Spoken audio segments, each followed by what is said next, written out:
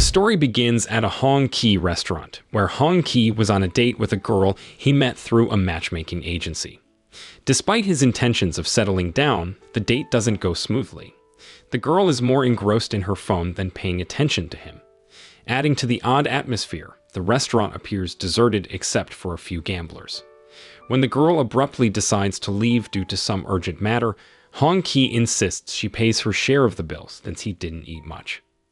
At first, the girl agreed, but after knowing that the food was expensive and the quality is very bad, Hong Ki refuses to pay. As tensions rise, Hong Ki reveals he's a policeman with a modest salary, making it clear he won't pay for the meal. However, the situation escalates when the boss demands his membership card, which Hong Ki doesn't have on him as he's on vacation. Shortly after, these individuals thought that he was lying and began to act boldly, issuing threats.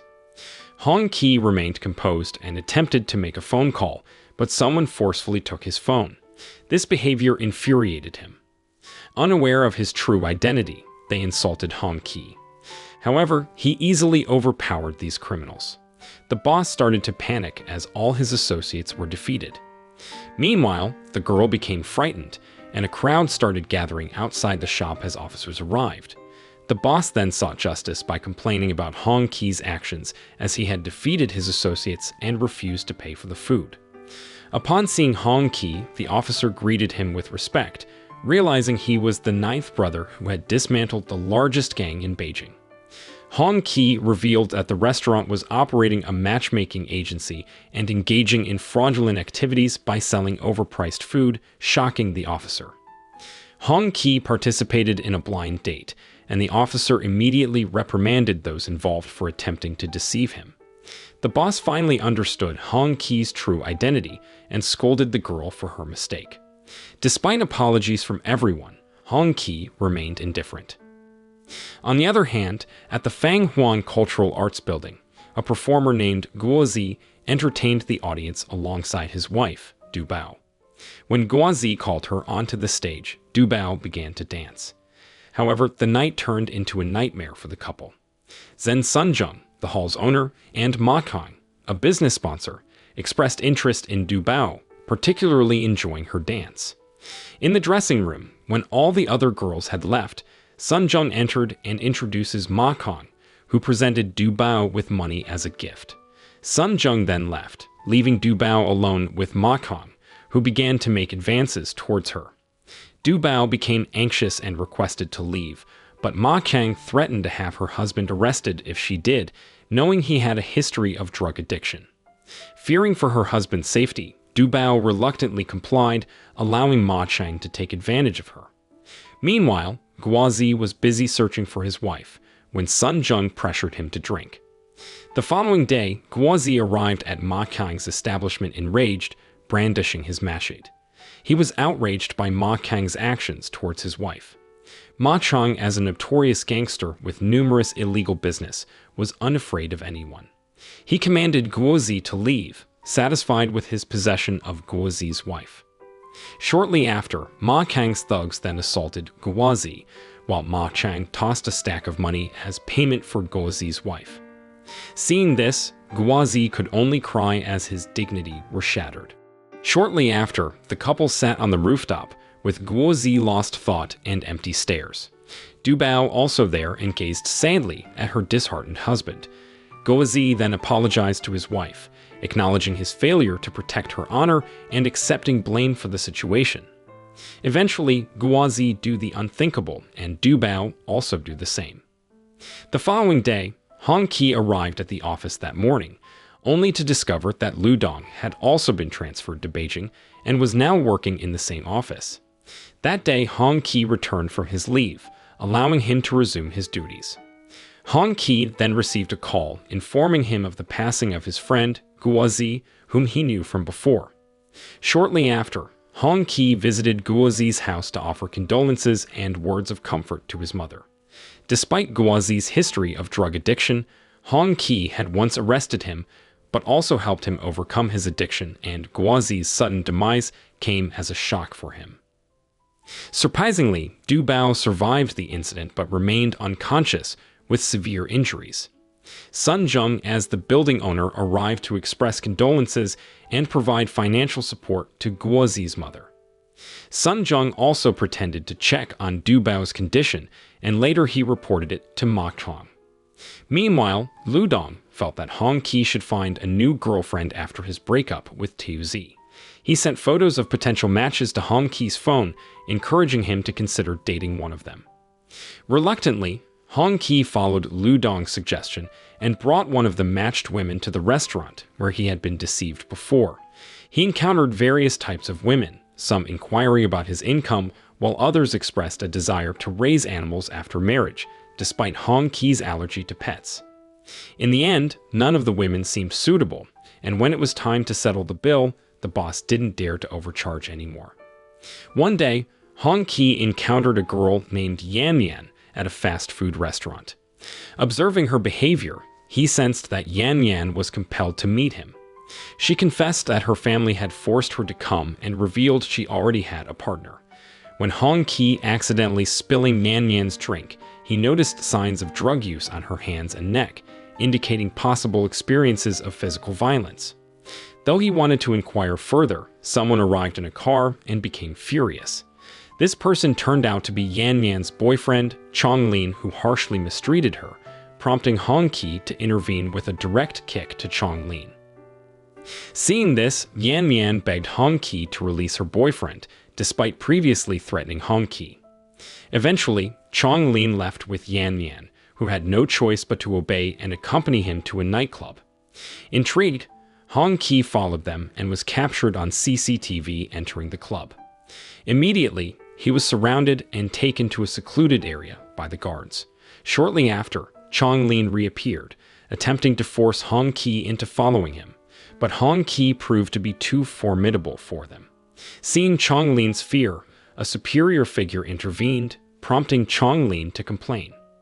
However, the situation escalated as the thugs turned chaotic and started fighting amongst themselves. It turned out the superior recognized Hong Ki as the ninth brother and warmly welcomed him, revealing himself as Liang Siba, Hong Ki's 18th brother from the orphanage. Liang Siba invited Hong Ki to his office, where he prepared tea. Hong Ki was surprised to see him as he believed Liang Siba was still in Guangzhou. At that moment, Chong Lin remained arrogant, insisting he was Yan Yan's boyfriend. Liang Siba intervened, ordering Chong Lin to apologize to Hong Ki before dismissing him. Curious about Liang Siba's role, Hong Ki learned that he was the club's manager, which surprised him. He questioned why Liang Siba employed thugs, to which Liang Siba explained it was a precautionary measure. Hong Ki then asked about any illegal activities, but Liang Siba denied any wrongdoing, stating the club was legitimate and had proper permits. Despite his suspicions, Hong Ki remained unsure. Later that week, all 18 siblings from the orphanage gathered for a meeting, with Hong Ki being the only one absent. They enjoyed a meal together, with Liang Siba covering the expenses and receiving praise from the group. Liang Siba, in turn, commended Hong Ki as their childhood role model. However, one sibling expressed dissatisfaction with Hong Ki, recalling a past incident where Hong Ki refused to help his son join the police force. Hong Ki then apologized, explaining his lack of authority to assist. Seeking to avoid conflict, Hong Ki intended to leave, but Liang Siba urged him to stay, emphasizing the importance of preserving their sibling relationship. Offering Hong Ki an opportunity to join him, Liang Siba promised to introduce him to influential figures and profitable opportunities. It turns out Liang Siba took Hong Ki to a room where people were gambling, including Sun Jung and a woman named Dawei. Shortly after, Ma Chang later joined, and they played with high stakes. Hong Ki, remaining silent, was instructed to throw the cards, which unexpectedly resulted in his victory. Although Ma Chang proudly offered him money, Hong Ki declined, causing a stir among the onlookers. Liang Siba attempted to calm the tension by introducing Hong Ki to the others, including Dawei as the club manager and Sun Jung as the owner of the Fanghuang Cultural Arts Building and a director.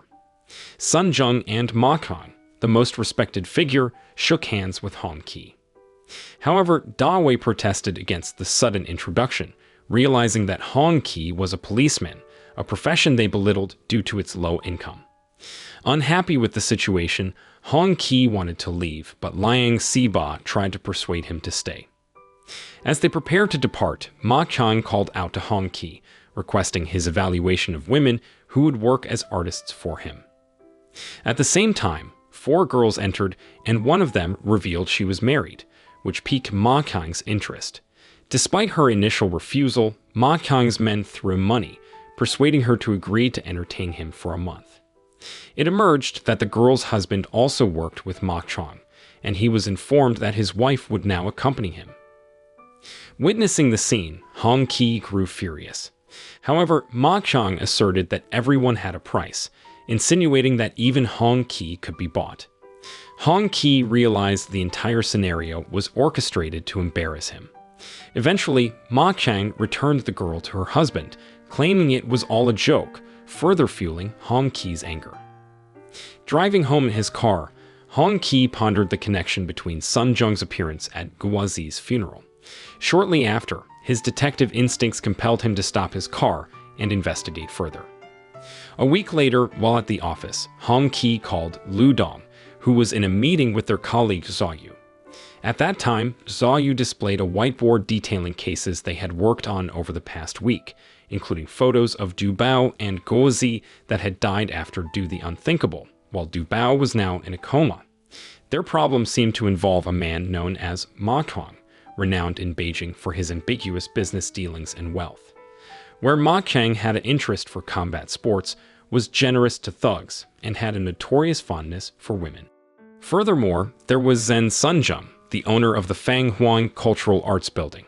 While he appeared to produce regular films, Zhao Yu suspected Sunjung of producing adult films and illegally hiring girls.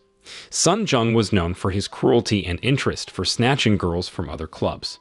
Yan Yan also depicted in one of the photos and believed to be associated with these individuals, where Yan Yan's drug use and signs of violence on her body suggested she might possess valuable information. Hong-ki urged Lu Dong to officially open the case and investigate Ma Chang and Sun Jung's potential involvement in Guozi's death. Despite Lu Dong's confusion about where to begin, Hong-ki pointed to Yan Yan's photo, believing she held crucial information. The following day, Yan Yan emerged from the bank and Hong-ki was already waiting, eager to inquire about the Venus Club where she worked. Despite Yan Yan's prestigious university education, her employment at a nightclub surprised Hong-ki, especially considering her regular financial support to her parents and knowing that Chong Lin wasn't her boyfriend. However, Yan Yan refused to answer. Hong-ki then showed her a photo of Du Bao, hoping for a response, but Yan Yan persisted in her refusal. Later, near the Venus nightclub, a luxurious car dropped off Yan Yan, who appeared ill and distressed. She confessed to being coerced into selling herself to wealthy clients by Dawei and her associates due to her family's significant debts. Trapped in the club, Yan Yan witnessed the exploitation and cruelty, with Ma Chang frequently demanding the girls' services and forcing them into drug use. Feeling desperate, Yan Yan decided to reach out to Hong-ki for help. However, her attempt was interrupted by Chong Lin, who subjected her to a beating. As the club's bosses arrived, Dawei reprimanded Liang Siba, while Ma Chang commenced an inspection. Dawei, informed by her informant, learned that the police were targeting their club. She instructed Chong Lin to inform Sun Jung to transfer and hide the troubled girls at the adult film production site. Meanwhile, Ma Chang ordered Liang Siba to handle Hong-ki, promising advancement if successful. That night, the raid on the Venus nightclub began, with Dawei meeting Captain Lu Dong, who mentioned reports of illegal employment of girls at the club, with families even reporting their daughters missing after working there. However, Dawei dismissed these accusations as slander, allowing inspection by Hong-ki and other officers, who found no trace of the girls. However, upon reviewing the club's CCTV footage, Lu Dong observed 3 buses departing in different directions, likely carrying the hidden girls, prompting a decision to follow their trail. Meanwhile, Liang Siba updated Ma Chuang, claiming to have successfully diverted attention away from their illegal activities. While taking a break in the restroom, Liang Xiba was surprised by Hong Qi's presence, who confronted him about the club's illegal operations and demanded his cooperation. Despite Liang Xiba's pleas, Hong Qi insisted on his surrender, driven by his determination to defeat his foster brother. When Liang Xiba resisted, Hong Qi was compelled to engage in physical combat with him until finally apprehending him. At the same time, Xiaoyu arrested Liang Xiba and received a call from Sun Zheng. Hong Qi then inquired about the direction of the real bus transporting the girls, prompting Xiaoyu, with Liang Xiba in prison, to disclose its whereabouts. Xiaoyu then relayed the bus's location and destination to Hong Qi, who instructed her to await further instructions there. Inside the bus, all the girls, including Yan Yan, had their eyes covered as Hong Qi followed from behind. The bus eventually entered a warehouse, where the girls were instructed to disembark.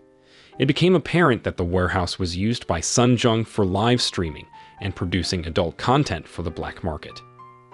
The girls were gathered and introduced to Sun Zheng before being locked in rooms to rest. Meanwhile, Xiaoyu, awaiting instructions from Hong Qi, was suddenly attacked by Liang Xiba. Despite the surprise attack, Xiaoyu fought back, displaying proficiency in self-defense. However, the struggle caused Xiaoyu to faint, prompting Liang Xiba to contact Sun Zheng, informing him of his capture by the police. Fortunately, Liang Xiba managed to escape, but Hong Qi had entered the warehouse area.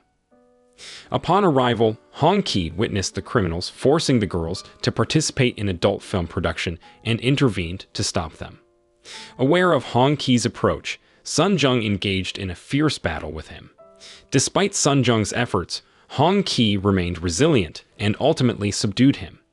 With the arrival of the officers and the presence of substantial evidence, the entire group was apprehended and taken into custody. It was revealed that the Venus nightclub was indeed linked to Sun Zheng, and Yan Yan and the other girls were rescued from their ordeal. As Yan Yan cried, it became evident that the production and live streaming conducted in the warehouse were being sold overseas, explaining the group's substantial income. Now, with the evidence secured, the focus shifted to uncovering Ma Kang's involvement in the illegal activities. Shortly after, an officer arrived with news that Liang Xiba had managed to escape, while Officer Xiaoyu had sustained injuries and was hospitalized. At the same time, Dawei and some of her associates were apprehended, but despite being urged to confess about Ma Kang's involvement, they remained silent. This baffled Lu Dong, Hong Qi, and the other officers, who were convinced of Ma Kang's involvement in the adult film industry, where girls were coerced into drug use and then forced into adult films. Although Sun Zheng, the immediate perpetrator, had been caught, they were certain that Ma Kang was the financier behind the operation, using his sports activities as a cover. Lu Dong then revealed his past, where he had betrayed his former employer in the South by escape with the boss's wife, framing his boss with drug charges and embezzling funds to start a business in Beijing. Despite the disruption to Ma Kang's income chain, they lacked sufficient evidence to apprehend him immediately, much to Hong Qi's frustration. However, Lu Dong proposed a solution to appeal to individuals who had grievances against Sun Zheng and Ma Kang. He suggested announcing through the media that victims could come forward with their complaints, ensuring their anonymity and protection. Shortly after, one of the bosses, who had been assaulted by Sun Zheng, was already at the police station. He revealed that his female employees were forcefully relocated to the Venus nightclub, where one witnessed Ma Kang molesting Du Bao and even recorded the incident, providing crucial evidence against Ma Kang. With the team prepared, Hong Qi received a call from Guozi's mother, who expressed reluctance for the police to reopen her son and daughter-in-law's case. Sensing something amiss, Hong Qi rushed to Guozi's mother home, where he detected the smell of gas. It turned out it was a trap set by Liang Xiba, who had intended to harm Hong Qi, but ultimately abandoned his plan, influenced by Hong Qi's past kindness. Upon reporting to Ma Kang, Liang Xiba apologized for his failure, only to be violently beaten and cursed by Ma Kang. Meanwhile, Hong Ki and his team had located Ma Qiang's whereabouts and intercepted him as he prepared to leave.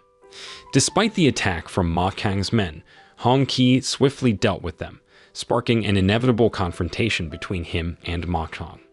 Initially, Ma Qiang believed he had defeated Hong Ki, but Hong Ki managed to rise again, despite his injuries. After Ma Qiang brutally beat Hong Ki, he was sure that Hong Ki couldn't get up again. As Ma Qiang attempted to flee, Hong Ki, wounded but determined, rose once more, ready to pursue him. At that time, Ma Qiang was urged to surrender as Hong Ki closed the garage door, preventing his escape. The confrontation ensued, with both engaging in a fierce battle. Ultimately, Hong Ki emerged victorious, with police officers waiting outside, confident in his win. At that time, Ma Qiang could only lament his fate as he was apprehended. Meanwhile, Liang Siba, severely injured, apologized to Hong Ki before being taken to an ambulance. With his mission accomplished, Hong Ki fulfilled his duty. Not long after, Du Bao finally regained consciousness from her coma, shedding tears upon learning of the criminal's capture. Hong Ki, who never lost hope of finding his soulmate, received training from Lu Dong on how to approach and win over the woman destined for him. Moral lesson from the story: when dining out and the food turned out to be bad with the bills high, just pretend you're a secret agent with a strict budget. It might save you from a date disaster and unexpected gangster encounters.